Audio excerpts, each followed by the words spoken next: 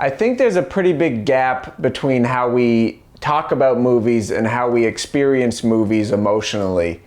I think more times than not when we talk about movies, we limit ourselves very much to the surface level of technical things. It's like, oh, good cinematography, good editing, good writing, good story. I think when you look at YouTube film criticism and a lot of film criticism at large, it boils down to that. It's like a checklist. It's like good this, check, good this, check. And I think filmmaking and art is so much more personal and interesting than that. Because when I think about like the movies that have impacted me the most, it's really how they reach and pull at my life specifically, and how that experience becomes so personal through the film's interaction with me that makes that film so special to me.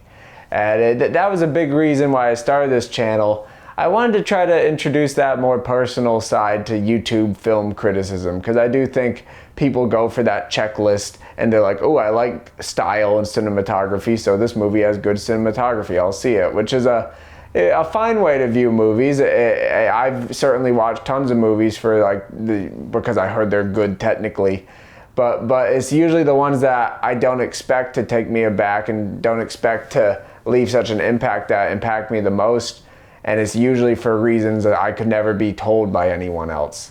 And I think that's what's so interesting about film, and sharing our experiences with film can be so much more interesting if we inject it with our personality and our stuff. And in the same way that an artwork or film you make is so intrinsically tied to who you are and the things you have experienced, I think your film reviews and your film criticism should stem from a similar personal place. You know, looking at Letterboxd, my favorite reviews aren't often the ones that are just like summary with like a paragraph about cinematography, editing, writing, and a conclusion. Those aren't my favorite reviews. My favorites are either the funny ones, which somebody just makes a joke, or the ones that people really tie to themselves. And it's like I saw this movie when I was a kid, and seeing it now, I see how I've changed. Or I went on a first date, and when I watched this movie, I knew I was in love.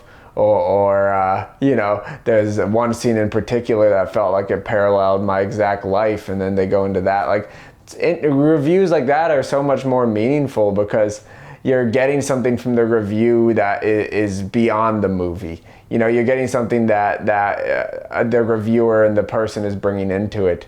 And you know, there's movies I've watched, you know, romance movies especially. If I watch them right when I'm getting to know someone, they feel like a beautiful song. And if I'm watching that same romance movie after a breakup, they are painted by a very different brush. They're painted almost sad or tragically, no matter how happy the movie may end, because I feel the lack. And that movie is sort of filling and inhabiting that hole that exists within me. And whether that feels good or bad, it's an interesting experience, and it changes the movie wholesale.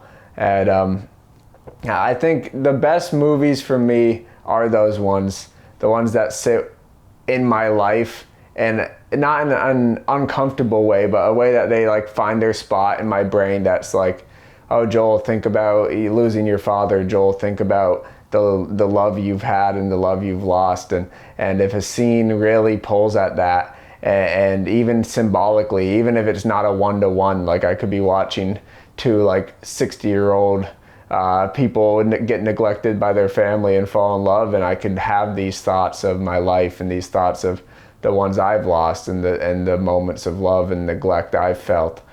I guess that's just something I want to see more of in film criticism, especially on YouTube, because I think people do a great job on YouTube dissecting films, doing video essays, and all this and that. But when it comes to reviewing movies, people more times than not give a very surface level thumbs up, thumbs down, which is good as a moviegoer and an audience, but as somebody who maybe has already seen the movie and you're trying to engage more with it or see how it could affect other people differently, that approach to film reviewing sort of stops dead on arrival at giving you more insight into humanity or more empathy for maybe if you hate a movie and then you watch a review where somebody really talks about how it connects with their life, you're like, oh, I could see how this movie could really help some people, or even if it annoyed me, you know. I haven't done too many just like straight up talking about a specific movie on this channel. I usually cover broad topics.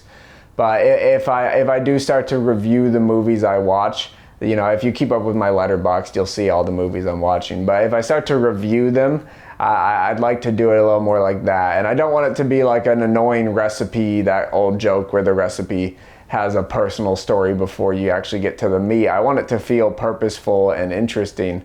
But but I do want to just approach reviewing movies a little more personally and approach it in a way that it more truthfully reflects my experience watching the movie, if that makes sense. But anyways, yeah, I wanted to throw something up. As I always say on this channel, I don't want to neglect it. I want to always be uploading stuff. So thanks for watching. I love you guys. I love movies. Have a nice day. Bye-bye.